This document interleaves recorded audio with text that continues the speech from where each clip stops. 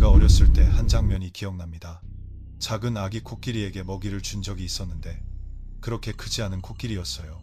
제가 그 코끼리에게 사탕수수를 줬던 기억이 납니다. 그리고 생각했죠. 왜 사람들이 코끼리를 데리고 이렇게 유랑하며 돌아다닐까? 밤에는 어디서 자고 코끼리는 어떻게 지낼까? 이런저런 생각들은 제 어린 시절의 기억으로 남아 있었습니다. 그러다 한 청취자분께서 보내주신 무서운 이야기를 읽게 되었습니다. 오늘 이야기는 바로 제가 어릴 때 봤던 것처럼 코끼리를 데리고 다니며 바나나나 사탕수수 같은 먹이를 파는 한 무리의 사람들에 관한 것입니다. 오늘의 이야기는 이 코끼리 카라반이 의문의 마을을 마주치면서 겪게 되는 극도의 공포 이야기입니다. 솔직히 말씀드리면 이 이야기를 처음 읽었을 때 온몸에 소름이 돋았습니다. 처음에는 이 모든 일들이 약 20여 년 전에 실제로 일어난 일이라고는 전혀 생각하지 못했습니다. 제가 들려드릴 이 이야기는 시청하시기 전에 반드시 신중한 판단을 해주시길 바랍니다. 오늘 이야기는 나이트라는 가명을 쓰는 한 청취자분께서 보내주셨습니다. 나이트님은 원래 술인 태국 북동부의 주 사람이었습니다. 그는 이 이야기를 어머니께 들었고 어머니는 또 여동생, 즉 나이트님의 이모에게서 들었다고 합니다. 이 일은 지금으로부터 약 20여 년 전으로 거슬러 올라갑니다. 당시 어머니의 여동생, 즉 이모는 막 결혼을 했습니다. 이모부는 이웃 마을 사람이었는데 그리 멀지는 않았습니다. 이모가 결혼한 남편의 마을은 코끼리를 키우는 마을이어서 이모 역시 남편이 하는 일을 따라 해야만 했습니다. 솔직히 그 시절은 시골이 매우 척박했던 시대였습니다.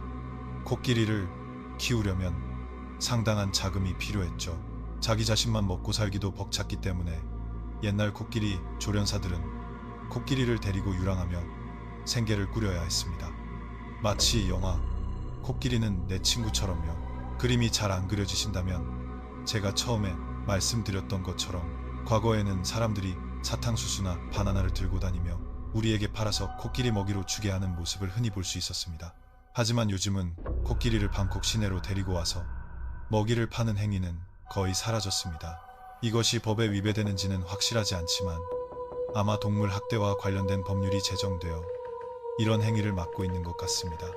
그래서 요즘은 잘 볼 수 없죠. 옛날에는 정말 많았습니다. 저는 거의 매주 코끼리를 끌고 다니며 먹이를 파는 사람들을 봤다고 해도 과언이 아닐 정도입니다. 하지만 나이트님의 이모 이야기는 태국 북동부 지역에서 일어난 일입니다. 그 시절에는 코끼리를 데리고 나와 먹이를 팔았는데 이는 매우 위험한 일이었습니다. 그래서 갈 때는 한두 명이 아니라 가족 단위로 카라반을 이루어 다녔습니다. 다른 주로 넘어가야 했기 때문이죠. 말 그대로 밤이 되면 그곳에서 잠을 잤습니다. 사람 사는 집이 보이면 코끼리를 데리고 가서 공연을 하고 밥이나 생선을 얻어먹기도 하고 때로는 그 지역 주민들의 화장실이나 잠자리를 빌리기도 했습니다. 옛날 사람들은 코끼리를 보면 매우 신기해했습니다. 아이들은 어른들의 손을 잡고 와서 코끼리를 구경하고 20바트, 10바트씩 먹이를 사주곤 했습니다. 바나나나 사탕수수처럼 구할 수 있는 것들을요. 그러면 코끼리는 보답으로 쇼를 보여주곤 했습니다. 안녕하세요 하고 인사하는 자세나 무릎을 꿇는 자세 등 우리가 어릴 때 동물원에 가면 볼 수 있는 그런 동작들이었습니다. 코끼리는 마을 사람들이 먹이를 준 것에 대한 보답으로 쇼를 보여주었습니다. 카라반에는 작은 아기 코끼리와 큰 코끼리가 서너 마리 정도 있었습니다. 이 아기 코끼리들은 유난히 장난이 심했습니다. 당시 사람들은 아기 코끼리를 귀여워하며 돈을 주거나 사탕수수, 밥을 상으로 주곤 했습니다. 얼마 후 이 코끼리 조련사 무리는 한 마을에서의 일정을 마치고 다른 주로 계속해서 이동했습니다. 여러 주를 여행했지만 거의 아무런 문제가 없었습니다. 가는 곳마다 사람들은 매우 친절하게 맞아주었습니다. 어떤 집은 잠자리를 아주 잘 마련해주기도 했습니다. 물론 조련사뿐만 아니라 코끼리들의 잠자리도 마찬가지였습니다. 마당이 넓은 집은 코끼리 카라반이 머물 수 있도록 해주었습니다. 한 마을에서는 약 2, 3주 정도 머물렀습니다. 너무 오래 있으면 마을 사람들이 실증을 낼 수 있기 때문이었죠. 그들은 계속해서 다른 주로 여행을 이어갔습니다. 그러던 어느 날 이 코끼리 카라반이 라오스 국경 근처의 다른 주로 이동하게 되었습니다. 아직 라오스로 넘어간 것은 아니고 국경 바로 근처였습니다. 그때 이모는 어머니에게 이렇게 말했습니다. 코끼리 쇼를 마친 후 다음 마을로 이동하기 시작했다고 합니다. 길을 가는 동안 그들은 방금 전 마을 사람들은 정말 인상이 좋고 우리를 좋아하는 것 같으니 돌아오는 길에 이 마을에 다시 한번 들르는 게 좋겠다고 이야기했습니다. 모두가 이야기를 나누며 갔습니다. 때로는 잠시 쉬기도 했는데 보통은 큰 코끼리를 타고 이동하고 작은 코끼리들은 큰 코끼리를 졸졸 따라왔기 때문입니다. 아이들도 부모님과 함께 코끼리 위에 앉아 있었습니다. 그러다 그들은 한참을 이동했을 때 앞쪽에 마을 하나가 있는 것을 보았습니다. 그들이 본 그곳의 분위기는 매우 황량한 마을이었습니다. 이는 그들이 지나왔던 다른 마을들과는 완전히 달랐습니다. 비록 20, 30년 전이라 해도 그렇게까지 낙후되지는 않았거든요. 그렇다고 아주 발전한 것도 아니었지만 그들이 갔던 마을들은 꽤 번화해 보였습니다. 사람들도 많고 집들은 벽돌과 시멘트로 지어져 있었죠. 하지만 그들 눈앞에 있는 이 마을은 마치 나무로만 지어진 것 같았습니다. 앞쪽 길은 여전히 비포장도로였고 빽빽한 숲뿐이었습니다. 집들은 마치 50, 60년 전으로 돌아간 듯한 고풍스러운 목조가옥이었습니다. 그때는 별 생각 없이 아마 소수민족의 마을이거나 아직 문명이 닿지 않은 곳, 외부 세계와 단절된 곳이겠거니 하고 생각했습니다. 나머지 이모부 일행도 별다른 생각 없이 계속해서 안으로 들어갔습니다. 마침내 그들의 코끼리 무리가 마을 중앙에 멈춰섰습니다. 사람들은 그들의 등장에 전혀 관심이 없는 듯 했습니다. 각자 집 안에 서 있기만 할 뿐 흥미를 보이거나 놀라는 기색도 없이 무시하는 듯 했습니다. 당시 코끼리 카라반은 서로 상의했습니다. 오늘은 코끼리 쇼를 할 필요 없겠네. 이 마을을 그냥 하룻밤 묵어갈 곳으로 삼자. 시간을 보니 이미 해가 저물기 시작했기 때문입니다. 그들은 이곳을 지나온 다른 마을들처럼 쇼를 하지 않고 그냥 숙소로만 사용하기로 했습니다. 이 마을의 환대 분위기를 보니 전혀 우호적이지 않았기 때문입니다. 사람들은 마치 그들의 등장에 전혀 놀라지 않은 것처럼 매우 무덤덤했습니다. 보통 다른 마을에 가면 사람들이 환호하고 아이들이 달려 나오는데 이곳은 전혀 그렇지 않았습니다. 모두가 아무 관심이 없는 듯 보였습니다. 그래서 그들은 계속해서 그 마을을 빠져나왔고 약 1km 정도 갔을 때 그곳에는 수로가 하나 있었고 수로를 지나자 작은 농막이 하나 있었습니다. 그 농막 뒤로는 작은 집 한 채가 더 있었습니다. 그 집이 홀로 외따로 지어져 있다는 것이 매우 이상했습니다. 그 주변은 수풀이 우거져 도둑이 들기에도 딱 좋아 보였습니다. 하지만 당시 코끼리 카라반은 별 생각 없이 그냥 가서 살펴보고 물과 밥을 좀 얻어먹을 생각이었습니다. 마을 사람들은 그들을 별로 환영하지 않는 것 같았기 때문입니다. 이 집이 서 있는 것을 보고 코끼리와 조련사들이 먹을 물과 밥을 좀 얻으러 가기로 했습니다. 그때는 이미 저녁이 다 된 시간이었습니다. 그 집으로 걸어가고 있을 때 갑자기 어디선가 나타난 한 노인이 그들을 향해 터벅터벅 걸어왔습니다. 솔직히 그들 무리는 그 노인이 어느 방향에서 왔는지 미처 보지 못했습니다. 그런데 갑자기 노인이 이렇게 말했습니다. 자네들 그쪽으로 가면 안 되네. 거긴 보통 사람이 다니는 길이 아니야. 다들 어디서 왔는가? 누군지 모르겠지만 이쪽 길은 사람들이 다니지 않는 곳일세. 그때 이모와 카라반 일행은 모두 깜짝 놀라 물었습니다. 죄송합니다. 저희는 남부 이산 지방에서 왔습니다. 코끼리를 데리고 밥을 얻으러 다니는데 오늘 밤은 마땅히 머물 곳이 없어 이곳에 오게 되었습니다. 계속 가기에는 해가 저물어서 좀 그렇고 마을 사람들 집은 폐를 끼치고 싶지 않아 어쩔 수 없이 이 근처에 머물게 되었습니다. 그러자 그 할아버지는 그 말을 듣고 얼굴색이 싹 변했습니다. 그리고는 하고 깊은 한숨을 내쉬었습니다. 자네들 여기에 목숨을 버리러 왔구먼. 마치 그들을 매우 안쓰럽게 쳐다보는 것 같았습니다. 하지만 할아버지는 별다른 행동을 하지는 않고 이렇게 말했습니다. 이렇게 하게 남자들은 전부 이리 와서 나를 보게. 그리고는 자신의 집으로 데려가 그가 가진 물건들을 꺼내주었습니다. 할아버지는 이 마을에서는 몸에 지닐 것이 없으면 살아남기 힘들다고 했습니다. 그는 여기에 몸에 지닐 것 없이 오면 그건 그냥 죽을 날만 기다리는 것과 같아라고 말했습니다. 그래서 남자들에게 좋은 물건 부적 같은 것을 주면서 신신당부했습니다. 여자들에게는 절대 말하지 말게. 무서워할 테니. 할아버지는 자신이 건네준 이 모래를 농막 주위에 뿌리라고 했습니다. 그가 적어준 주문을 외우며 3번 연달아 뿌리고 코끼리는 절대 농막에서 멀리 묶어두지 말라고 했습니다. 코끼리가 자는 곳 주위에도 모래를 뿌려두면 더 좋다고 했습니다. 코끼리를 단단히 묶어 절대 이 모래 밖으로 나가지 못하게 하라고 했습니다. 밤이 되면 절대 농막 밖으로 나가지 말라고 강조했습니다. 대소변이 마려우면 구석진 곳을 찾아 그 자리에서 해결하라고 했습니다. 그리고 중요한 것은 불을 절대 켜지 말라는 것이었습니다. 손전등이 있으면 끄고 등불이 있으면 켜지 말라고 했습니다. 남자들은 농막 가장자리를 둘러싸고 자고 여자들은 그 안쪽 원에서 자라고 했습니다. 잘 때는 손발을 잘 오므리고 절대 농막 밖으로 삐져나오지 않게 하라고 했습니다. 그 농막은 매우 개방된 구조였기 때문입니다. 농막 뒤에는 집이 한 채 있었는데 코끼리 카라반이 낮에 도착했을 때부터 그 집에는 아무도 없는 것처럼 보였습니다. 할아버지는 그 집에는 절대 가지 말라고 신신당부했습니다. 저녁이 되자 남자들은 좋은 물건을 받은 뒤 여자들과 아내들을 불러 농막 위로 올라가게 했습니다. 볼일을 모두 마치게 한 뒤 서로 자리를 차지하지 않도록 옹기종기 모여 눕게 했습니다. 그때 남자들은 모래를 가져와 뿌리고 할아버지가 준 가루를 뿌려 마치 흙둑, 모래둑처럼 만들었습니다. 농막 주위와 코끼리들 주위를 둘러쌌습니다. 일을 마치자 해가 지기 시작하고 어두워졌습니다. 그때 남자들은 서둘러 농막 위로 뛰어 올라갔습니다. 여자들이 물었습니다. 왜 그래요? 왜 모래를 주위에 둘러쌌는 거예요?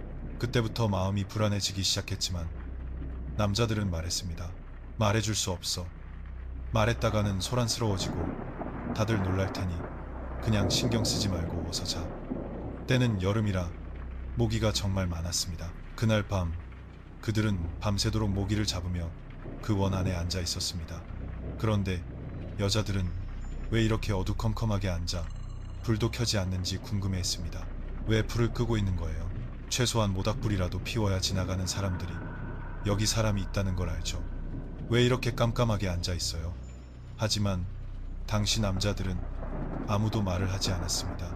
할아버지가 신신당부했기 때문입니다. 남자들은 그냥 내일 아침에 설명해 줄게라고만 했습니다. 밤 9시에서 10시쯤 되자 분위기가 쌀쌀해지기 시작했습니다. 지금이 여름인데도 불구하고 매우 추웠습니다. 그 주변에서는 벌레 우는 소리 같은 것이 들렸는데 잠시 후 그 벌레 소리를 비롯한 모든 소리가 점차 잦아들었습니다. 마치 누군가 볼륨을 줄이는 것처럼 서서히 조용해지더니 마침내 모든 것이 점막에 휩싸였습니다. 가만히 누워있던 코끼리들이 이상한 반응을 보이기 시작했습니다. 갑자기 코끼리들이 안절부절 못하며 귀를 쫑긋 세웠습니다. 마치 무언가를 느낀 것처럼요. 바로 그때 농막 안에 앉아있던 그들은 한 목소리를 들었습니다. 그 소리는 그리 멀지 않은 농막에서 약 30m 정도 떨어진 그 집에서 들려왔습니다. 그리고 마치 사람들이 말하는 듯한 소리가 들렸습니다. 야, 먹을 게 제 발로 찾아왔네. 큰 코끼리도 데려왔잖아.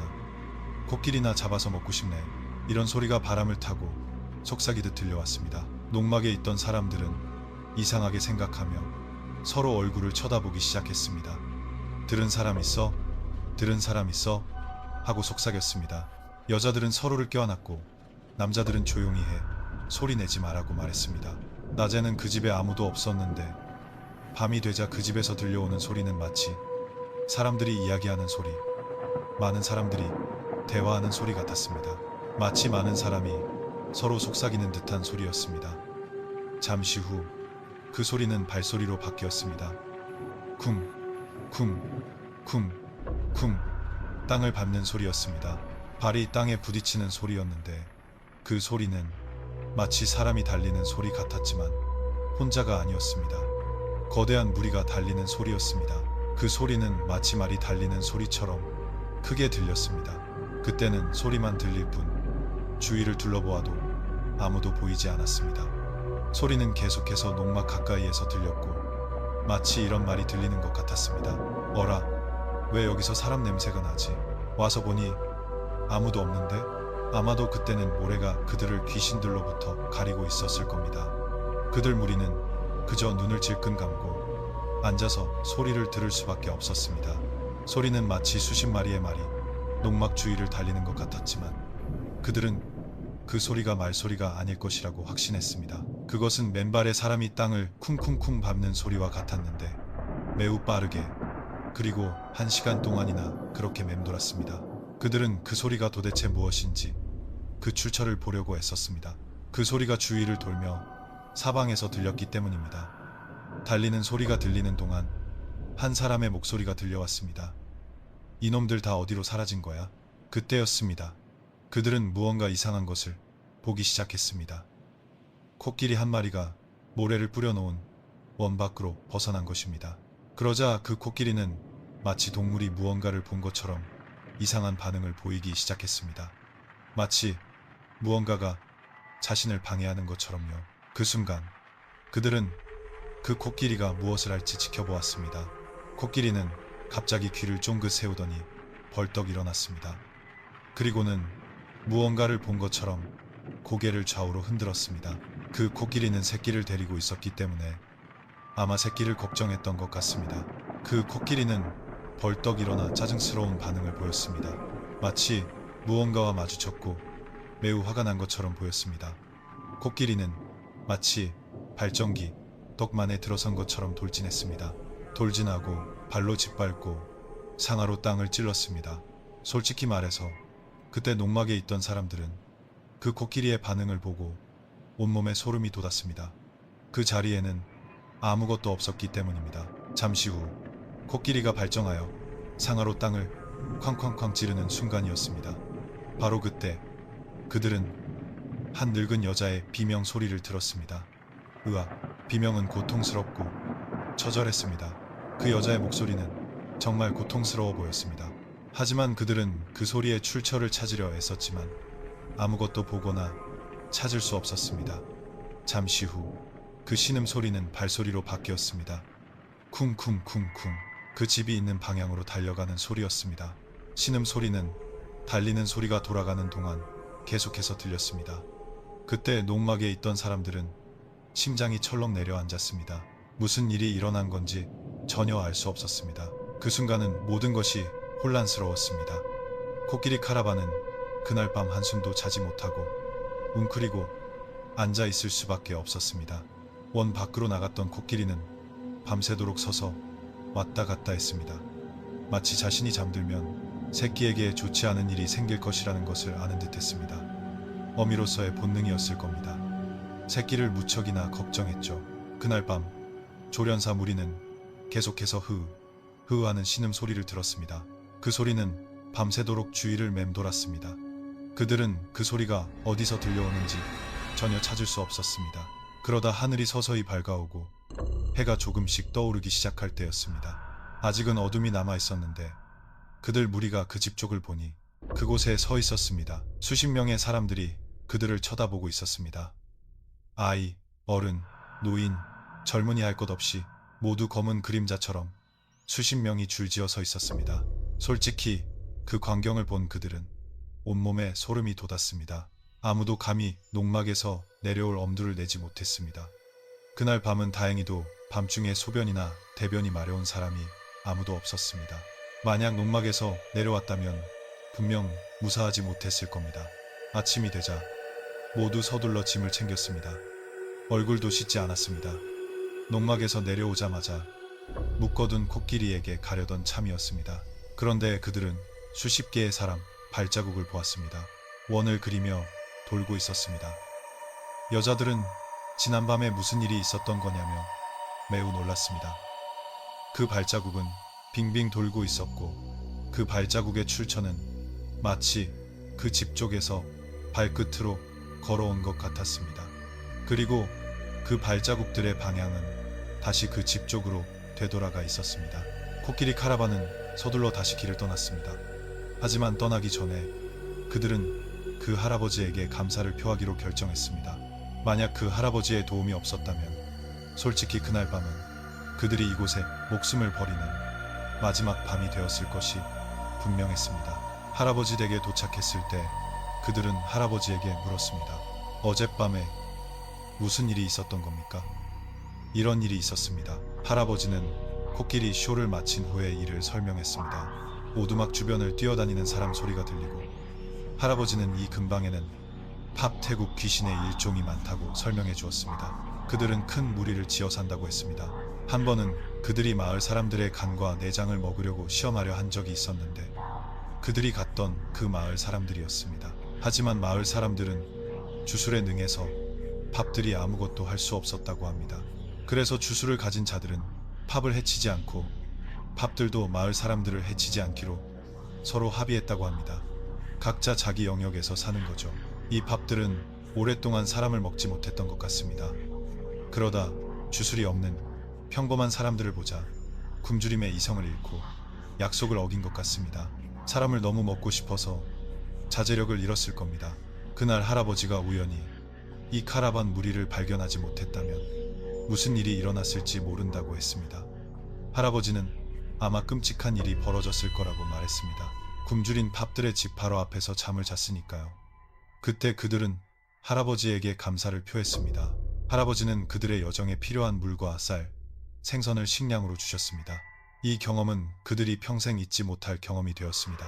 나이트님의 이모는 이 이야기를 어머니에게 해주었고 나이트님은 다시 어머니에게서 이 이야기를 들은 것입니다. 솔직히 말씀드리면 이런 이야기는 정말 무섭습니다. 정말 누가 생각이나 했겠습니까? 코끼리를 데리고 생계를 꾸리러 나갔다가 카라반 전체가 거의 살아남지 못할 뻔했다니요. 생각해보세요. 그날 밤 만약 이 조련사 무리가 할아버지를 만나지 못했다면 무슨 일이 일어났을까요? 저는 분명 끔찍한 일이 벌어졌을 거라고 확신합니다. 코끼리와 사람 모두 팝들에게 내장을 파먹혔을 겁니다. 어쨌든 제가 들려드린 이 모든 이야기는 약 20, 30년 전에 일어난 일이며 시청 및 청취 시 신중한 판단이 필요합니다. 이 이야기에 저는 10점 만점에 8점을 주겠습니다. 이 카라반 무리가 만약 할아버지를 만나지 못했다면 정말 수십 마리의 팝들이 달려들어 그들을 둘러싸는 광경을 보게 되었을 것이라고 믿기 때문에 그 점이 무섭습니다. 그 할아버지를 만난 것은 정말 행운이었습니다. 그들이 들어갔던 사람들이 조용하고 무표정했던 그 마을은 아마도 주술을 부리는 사람들이 사는 마을이었을 겁니다. 그 사람들은 코끼리를 보거나 화려한 것을 보는데 관심이 없었을지도 모릅니다. 아마 그들 역시 다른 지역의 낯선 사람들이 마을에 들어오는 것을 경계했을 겁니다. 하지만 정말 이상한 일이긴 합니다. 처음에 저는 그들이 농막에 머물기 전에 갔던 그 마을이 귀신 들린 마을이나 폐가인 줄 알았는데 전혀 아니었습니다. 알고 보니 사람들이 사는 마을이었지만 단지 다른 사람과 얽히기를 원하지 않았을 뿐이었습니다. 어쨌든 이 이야기는 솔직히 말해서 끔찍한 모습의 귀신이 직접적으로 나타나지는 않았지만 듣고 나니 저 역시 무서움을 느꼈습니다. 옛날의 그 분위기를 돌이켜보면 정말 무서웠을 겁니다. 누가 생각이나 했겠습니까? 생계를 위해 코끼리를 데리고 나갔다가 거의 살아 돌아오지 못할 뻔했다는 것을요. 어쨌든 이 이야기에 대해 여러분은 몇 점을 주시겠습니까? 10점 만점에 몇 점을 주실 건가요? 저는 앞서 말씀드린 대로 8점을 주겠습니다. 여러분도 이 이야기가 얼마나 무서웠는지 댓글로 알려주시면 좋겠습니다. 오늘 밤 작별 인사를 하기 전에 만약 당신이 귀신 이야기나 무서운 이야기를 좋아한다면 우리는 같은 부류입니다. 제가 유튜브에서 들려드리는 이야기들은 스포티파이에서 팟캐스트 형태로도 들으실 수 있습니다. 다만 스포티파이는 100개의 에피소드로 제한되어 있어서 새로운 에피소드가 올라가면 오래된 에피소드들이 점차 사라집니다. 약 200편 이상을 올리면 처음 100편은 사라지고 그 뒤에 100편이 남게 됩니다. 하지만 유튜브에서는 첫 이야기부터 지금까지 모든 이야기를 들으실 수 있습니다. 제 이야기 1화부터 시작해서 거의 300화에 가까운 290여 화까지 말이죠. 저는 300화가 되면 EP라는 단어 표기를 중단할까 생각 중입니다. 그 후로는 이야기 제목과 채널 이름만 표기하고 EP 번호는 넣지 않으려고 합니다. 이게 괜찮을지 한번 시도해 볼 생각입니다. 만약 별로라면 다시 예전처럼 숫자를 넣도록 하겠습니다. 여러분은 제가 EP 번호를 빼는 게 좋을지 아니면 EP 번호를 계속 붙이는 게 좋을지 의견을 알려주시면 감사하겠습니다. 어쨌든 오늘 밤 이 이야기를 들으신 분들 중에는 아마 끝까지 듣지 못한 분들도 계실 겁니다. 다시 한번 들어보시길 바랍니다. 모두 행운을 빕니다. 안녕히 주무세요. 좋은 꿈 꾸시고 귀신 꿈은 꾸지 마시길. 안녕하세요.